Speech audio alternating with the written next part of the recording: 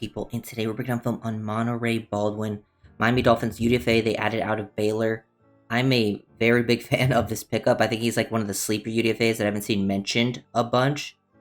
He's quite undersized, like a little under 5'9", 170 type player. So he's kind of on that threshold of like, there is guys in the league that have found success at that size, so it's not like it's impossible.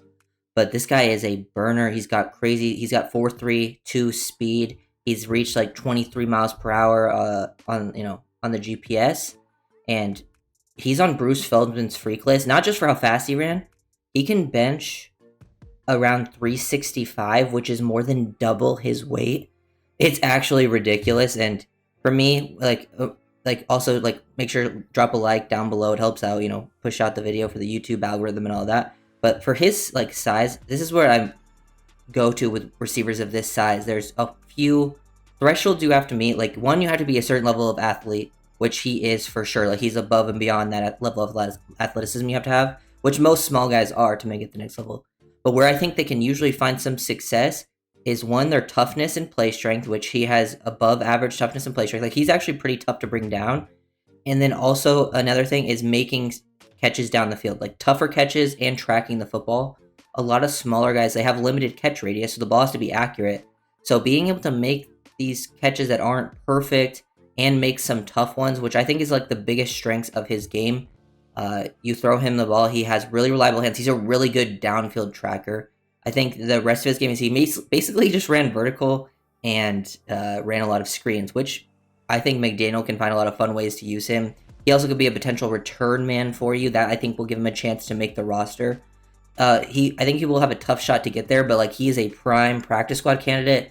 Gonna be really fun in preseason. If he does get that chance, I would really like it. Like, I think he's actually a really fun player that has the traits that translate to the next level for a smaller type receiver. I do think he has like a limited route tree. Like, he is only used in a few different ways. I don't think he's gonna be like a super route runner small guy. He's not like your short area, quick, be that type of player. He's more of a deep threat. Like, I see like a little bit of Tutu Atwell to his game, who's been a pretty solid player for the Rams, and he was drafted quite high. Well, this is a UDFA, but look at him, like, one in his route. Like, he burned Kansas. His first two targets in this game were just slot fades. So let's watch the beginning. He does a really good job of his route tempo on these slot fades. Like, look at him. He has like this like subtle slowdown where he slightly slows down, which freezes the DB long enough, and now he's eating up enough space to now where he can boom accelerate out of it and speed past the guy, and then make a really nice. This is what I'm talking about with tracking. The ball's going over his shoulder. You can see him tracking this in beautifully, and has to make like an extension, get the knee in bounds, making a tough catch. Like, this catch is not easy, and being a smaller receiver, this is like something you gotta do. And the Dolphins now, like Malik Washington, Taj Washington, who they brought in last year, like, these are guys who kind of do this stuff too. But they're more like, I think they have a little more versatility in terms of like their usage, but I think Baldwin probably beats them in the vertical category due to his speed, and like, this tracking is absolutely phenomenal. I think that will always give him a chance to compete. I think this is an underrated ad. Love the route tempo, accelerate past, and doing it in a couple different ways, because that one he gives like the subtle hesitation. This next one we're about to watch, which was, they happened very closely back to back. This time from the number 2, he just full glides past him. The other time he gave a little subtle hesitation. He doesn't do that the whole time. He kind of maintains a similar speed and then hits an extra gear just to get past him, catches it in stride this time, doesn't have to lay out for it, but you can see like he doesn't break his speed to catch this one. That shows that's another sign of like good tracking ability, is being able to maintain your speed through the catch point if it's like gonna land right in your breadbasket. So I'm a big fan of Baldwin in these situations.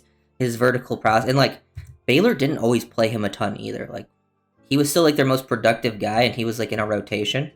Here's it is with another slot fade, like the route, and then love the finish. Look at the full extension dive. Like, this is something a lot of receivers at this size have struggled with. We saw with, if you're a Dolphins fan, you've seen it with Jakeem Grant. Grant was a crazy explosive athlete, good returner, would have some big plays sometimes on offense, but like, he struggled to finish at the catch point. Like, he could get behind people, but he didn't have that finishing ability. Baldwin also does a pretty good job, I think, with his route here. He's selling this like he's gonna give you this move, kind of attack outside leverage, and then break on the slant. That's kind of what he's selling here with his release. Gives you a foot fire, gives you that square, and then once he's eaten up enough ground, He has enough burst and speed to pull away. You get him one-on-one, like he's pulling that away, and then makes the full-on extension dive. You can see from this angle too. Really, really nice ability. He's super explosive, and like he is tough. Like this guy just can break some tackles. Like he has a pretty high missed tackle percentage and broken tackle percentage. It shows up on film, and he's got like that ability to bench that much is actually crazy at his size because he was like a little under 5'9", like 166. And the fact that he can bench like 365 is crazy. So here he is working the seam. This one's on a slot fade, just working the seam. Great tracking ability, nothing too crazy.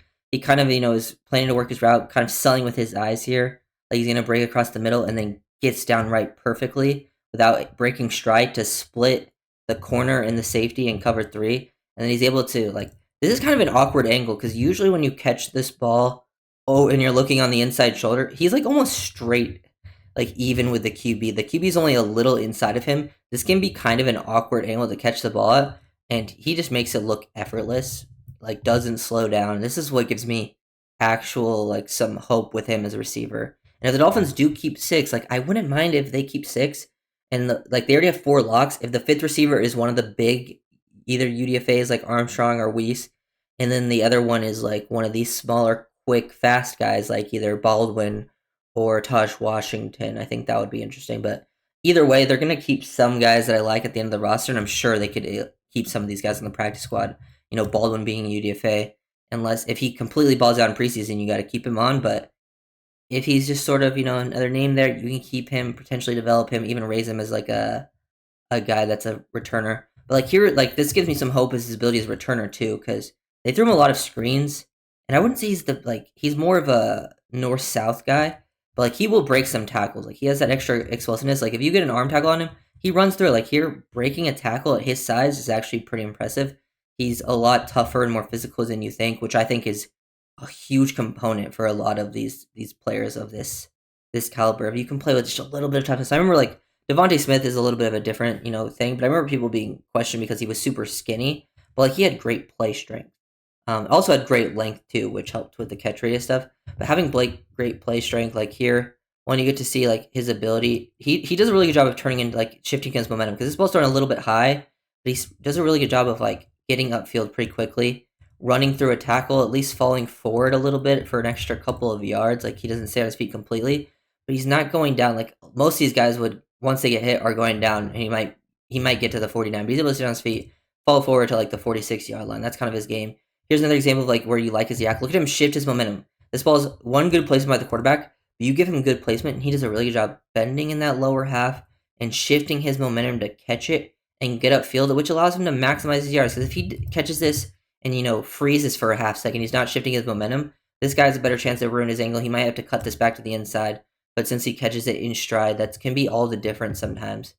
And then here he is kind of working the middle of the field. This is something he didn't get to do a ton of, but I like this route for a couple of different reasons. Obviously, it's versus zone. I don't think versus man he's going to be like a crazy route guy in terms of like I think he can definitely run the fade and get vertical on guys. But I think when it comes to like these middle, but like I like seeing this one. Look at the ability to bend, and look how he flattens away from the safety too, and like makes a nice catch with his hands, prepared to take a hit. You can see it from this angle. This is really impressive.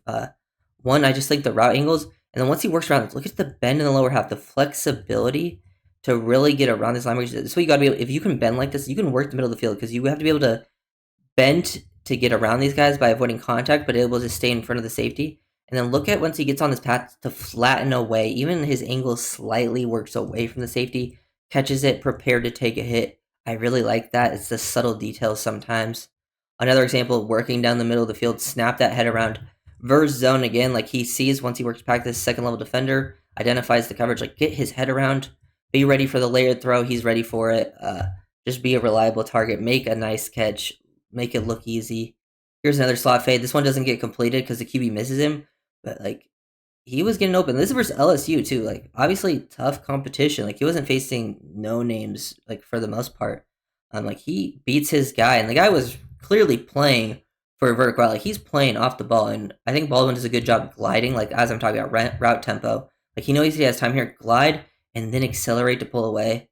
QB misses him, kind of throws it out of bounds, but he had a couple steps on him pretty nicely there. Here's another example versus LSU where he probably beats his guy over the top, does a good job, mixing up the tempo, attacking different leverages, gives him a little hesitation there. His footwork's really good. He freezes the DB, ends up getting the guy trying to hold on to him. He works past him. Ball gets thrown to the other side of the field, but like if he holds on to it a little bit longer, Baldwin's going to beat him over the top. As he's also just a guy you can give these type of opportunities to see the field. This is like another reason I'm like, oh yeah, he could be a returner because this is kind of a gives you a returner type field, like throwing this swing route, and you can kind of see multiple guys. He works off the back of one block, and now is just making cutback lanes, make one guy miss, work through some arm tackles, try to pull away, almost gets into the end zone. Like he's got juice, but kind of runs out of it a little bit there. But I just like seeing Baldwin, like seeing him work some other routes. It was the route tree stuff. Like I think he can open it up a little bit more than he was at Baylor. He's never going to be like super crazy in that aspect because his size does limit in certain ways. He does have a small catch radius, so the ball does have to be somewhat like accurate. He will make tougher catches for small guys. But he does a good job here attacking inside leverage, breaking to the outside. Ball thrown behind him too. Loved seeing this ball thrown behind him. Full extension, turn around, body control, protect the ball too because his ball's thrown around. He catches it with the extension and then pulls it back into his body and turns away from the corner. Doesn't give him a chance to make a play. This is really solid stuff for a smaller receiver. Like I am a nice fan of Baldwin. I actually probably like him more than a couple of the guys I already made videos on. Like I might like him more than Asante, um, maybe even more than like a Weiss, which is interesting. I think the Dolphins don't agree with that.